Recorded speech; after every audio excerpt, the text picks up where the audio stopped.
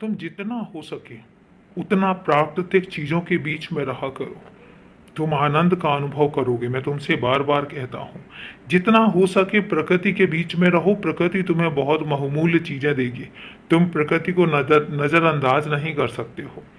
और मैं एक बात तुमसे कहता हूँ कि तुम्हें प्रकृति ने बहुत कुछ सीखने की नियत भी दी है और तुम्हें उससे बहुत कुछ सीखने को भी मिलेगा।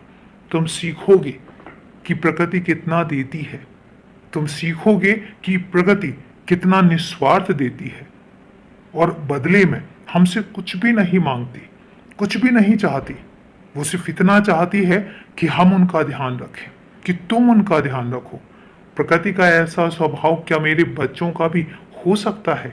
अगर मेरे बच्चों का भी ऐसा स्वभाव हो जाए और अगर मेरे बच्चे प्रकृति के स्वभाव को अपना लें, तो फिर देखो दुनिया कितनी सुंदर हो जाएगी, दुनिया कितनी निस्वार्थी हो जाएगी।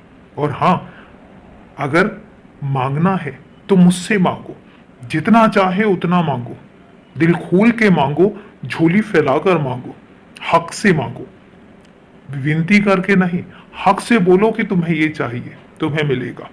लेकिन किसी और के आगे हाथ मत फैलाओ, क्योंकि तुम्हें एक बात बताता हूं, जब तुम किसी और के आगे हाथ फैलाते हो तो वो देने में संकोच भी करेगा और देने के बाद तुम पर एहसान भी जताएगा। तुम्हें हमेशा याद दिलाएगा कि उसने तुम पर एहसान किया है। और इसलिए कभी भी इंसानों से मत मांगो। जितना हो सके मुझसे आकर कहो, मुझसे आकर मांगो, मैं तुम्हें दूंगा। क्योंकि जब इंसान देता है, एहसान फरामोश भी हो जाता है। कई बार वो तुम्हें जताता भी है और कई बार वो तुम्हें जलील भी कर देता है।